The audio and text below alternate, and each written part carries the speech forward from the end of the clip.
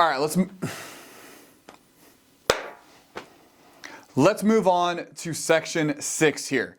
This is going to be effective delegation. Now, this is for leaders. This is for really anyone, because if you're in a place that you could potentially be delegated a task to, it's not necessarily a bad thing. That's how we move up in ranks. Now think about this. A lot of people aren't willing to do this small tasks in order to grow. They think, hey, day 1, week 1, heck, even year 1, I'm above that. So make sure with whatever position you're in, you really analyze this, because this is a great opportunity to really be able to grow who you are and what you're doing. So the first thing is what is delegation? It is the process for assigning responsibility to a task or action. So who are we going to be assigning these tasks to? It could be someone less senior than you. Heck, it could even be a peer, or maybe even, someone who is working above you. And if you do it right, you can sometimes get away with it, and sometimes it's just the right thing to do. The next thing is it might be someone that just has a better skill set than you. It could be, someone who is less senior, someone who's a subordinate, but their skill set might be stronger than yours. For example, me, I'm not the most creative person when it comes to like marketing or these like genius ideas. I'm more direct. So if I was going to be running this really cool ad campaign and I wanted some creativity in there, I might assign a task to someone who's not been in the company as long as I have, or maybe even has a position lower than I am, but their mind and what they do, how they think, just works better for the task. Leaders, you can drop your ego here. You don't have to have an ego. Someone might be better than you. Often they are. So, what tasks are we assigning? These are going to be tasks that are time consuming. These are going to be tasks that are routine. So things that, maybe some data entry. Maybe you're building a spreadsheet and you kind of jacked it up earlier. Or maybe it's just an old process that you haven't updated yet, but you've got to get the information from this medium to this medium. And it's just simple copy, paste, busy work. It's going to take 8 hours to do. And your time is going to be better spent doing X. So if it's time consuming and it's easy, but it is crucial, you can go ahead and delegate that. Tasks that are routine, things that are done every single day and are not 911 critical, important, or even as you go on and develop relationships, they might be critical tasks, but things that you do every single day that someone can come in and just, knock it out for you. For example, at the Elliott Group, we have chores that we have to do. We are each responsible for, maybe mopping this section of the building, vacuuming this section, cleaning the glass here. Well, let's just say I bring on an assistant to help me with a million other things. Maybe that becomes one of their tasks because I am paying someone to do that so I can go do something else. And finally, I'm going to go back to it. Better skill set.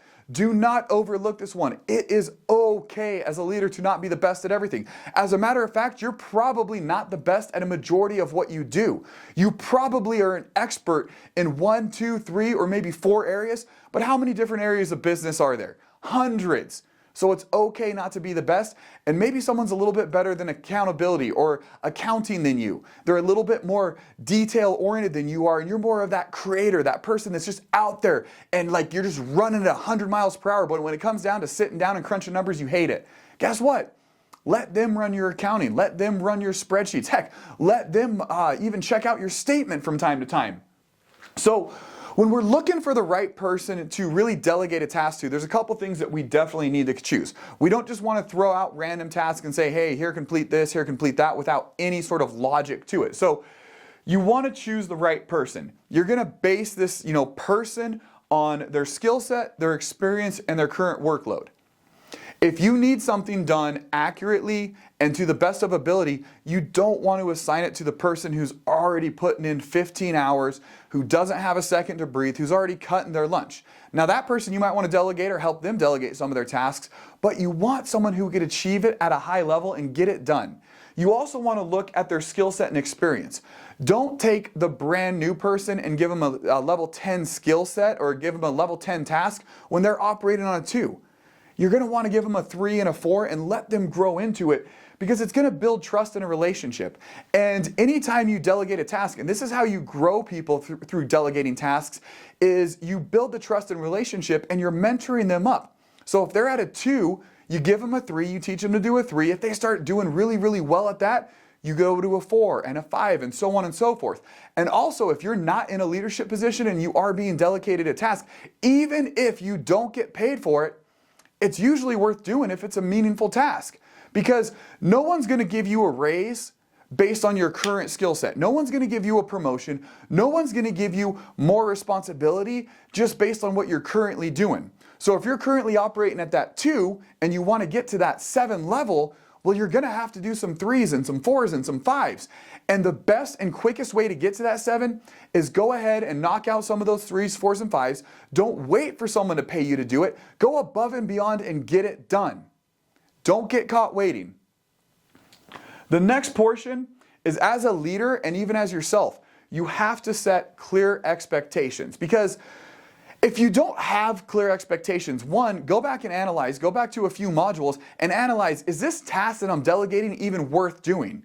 You would be surprised how many redundant tasks I see business owners do over and over, or even delegate to a subordinate, and the subordinate burns out, and then they realize why they can't keep anyone in that position. Well, you're just delegating them busy work. Busy work doesn't need to be done 90% of the time, and you can identify what that is and either replace it using technology or just wipe it out of the process to begin with.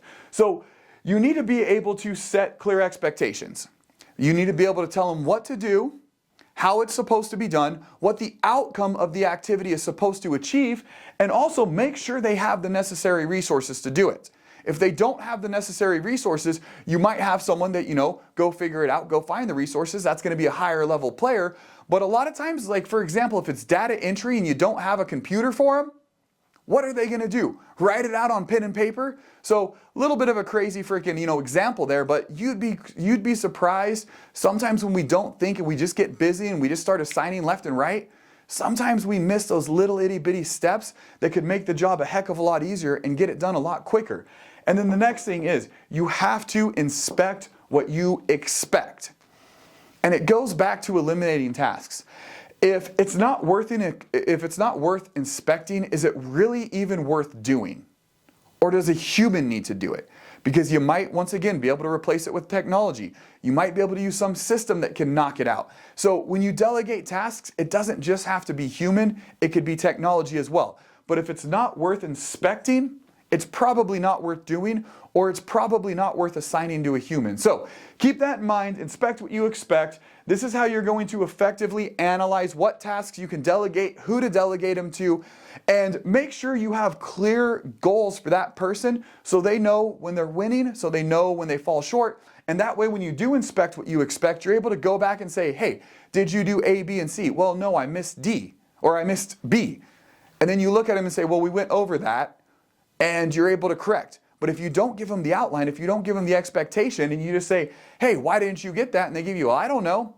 That's on you. It's not always on them. So make sure you're, an effective delegator. Make sure you're doing it right with the right people. And let's move on to 7.